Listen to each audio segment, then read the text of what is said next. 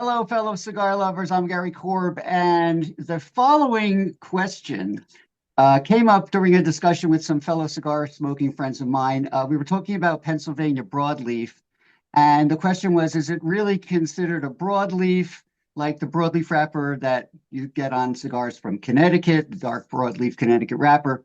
So for the answer, I didn't know the answer. So I went to Larry Palombo, who's a retired and former vice president of Altadis U.S.A., been in the business a long time.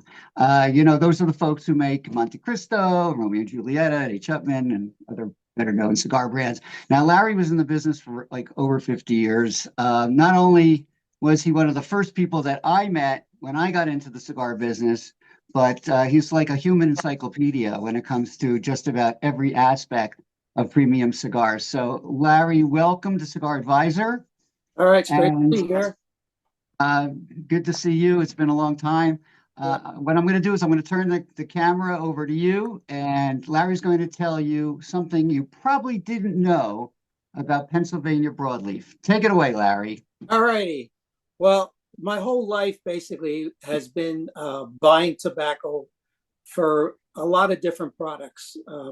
When I worked for General Cigar, we had a pipe tobacco business. We had loose leaf chew. We had cigars, both premium and mass market. We had dry snuff.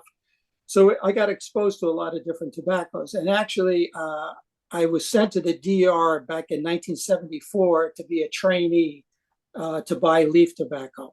And I worked there for about a year and a half. And really, my first job in buying tobacco on my own was in Pennsylvania. I was sent to Lancaster, Pennsylvania.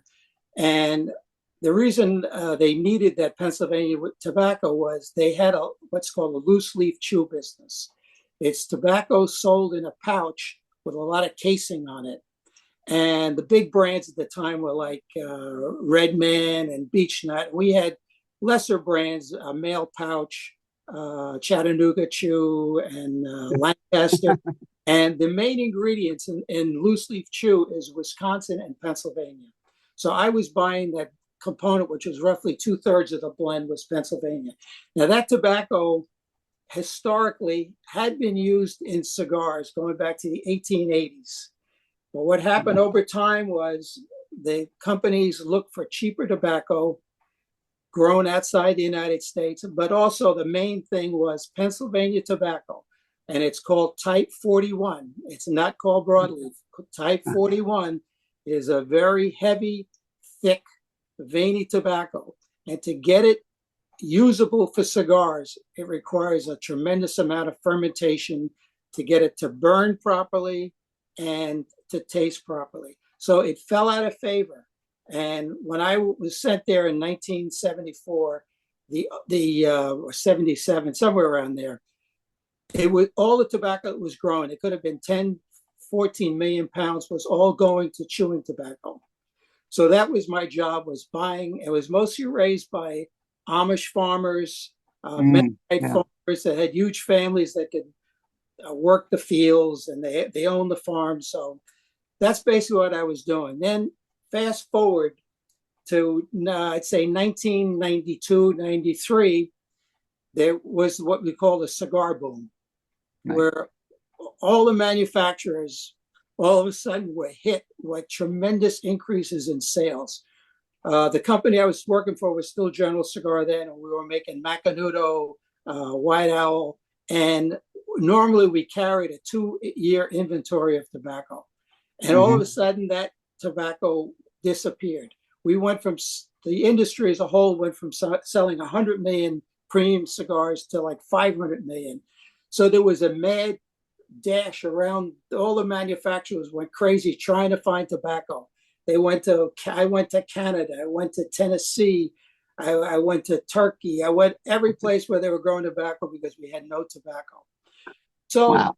the people that were buying the tobacco from at that time were these tobacco dealers, and they were located, a lot of them in Pennsylvania. So they saw that there was a huge shortage of Connecticut broadleaf.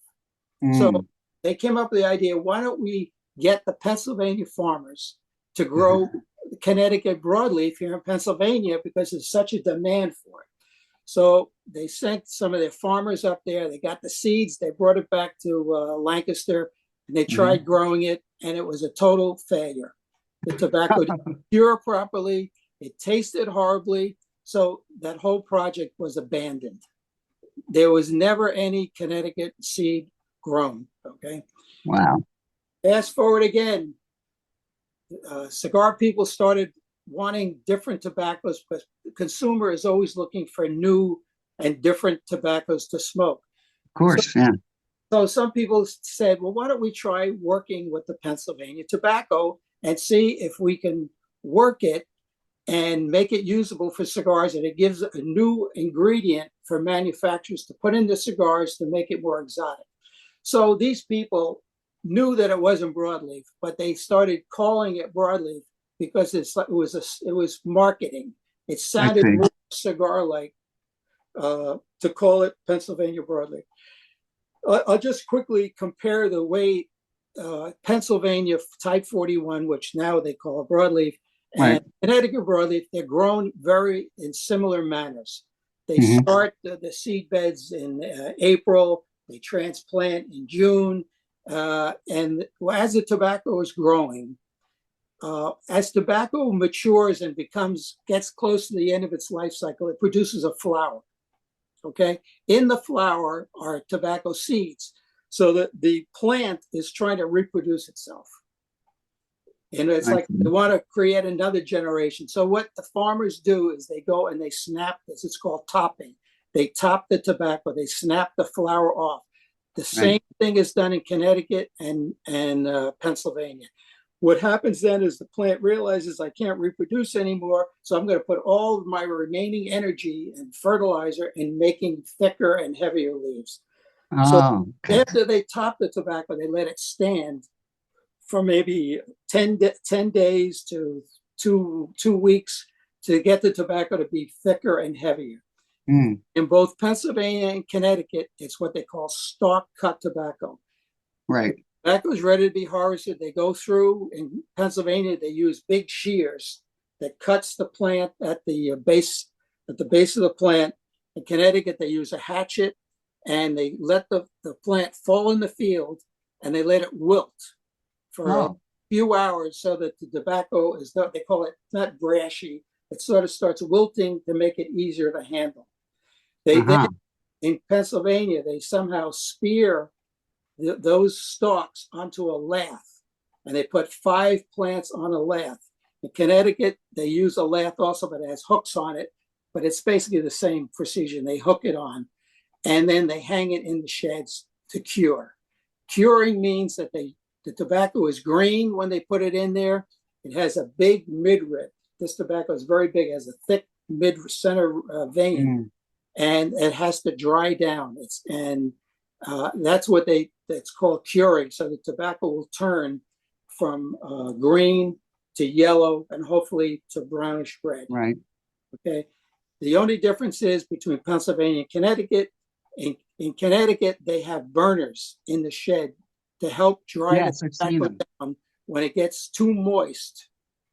They put the burners on. It helps dry the tobacco down. When it dries down, they then open the sheds up again when the weather gets rainy or damp in the morning, so the tobacco picks up moisture again, and they go dry it out a day or two later. It's called going in and out of case, and that cures the tobacco. It dries the midstems down, and you can see the tobacco change colors, and hopefully at the end of 7 weeks, it takes about 7 weeks to cure this.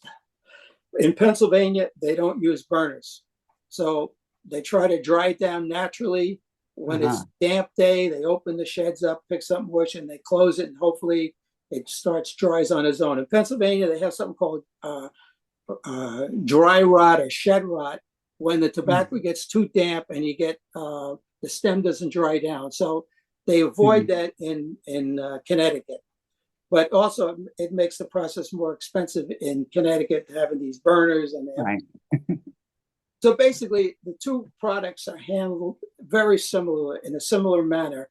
It's just that the seeds are different, and the Pennsylvania tobacco, the final product after it's cured, has a reddish color to it, and it's definitely heavier, more gummy than Hmm. the broadleaf, which is thinner, burns better, and is less veiny. So I guess that's all I can say about the two, but there is no Pennsylvania broadleaf. It still doesn't make it a bad tobacco. It's type 41. It's a very good tobacco. It just requires a lot of extra work, which the reason why it fell out of favor for many years. Wow. And there are a lot of guys that love it. I find it a little too spicy, a little too Mm-hmm. heavy for me Yeah, personally. But a lot of guys love it. They can't get yeah, enough of it. And that was really a yeah. terrific seminar I in remember. Pennsylvania I remember. Broadleaf. I've always been a big cigar smoker. I never really chewed tobacco. So when I was buying Yeah. Pennsylvania tobacco, I would always try to get tobacco to try to roll cigars myself to smoke, but it was impossible.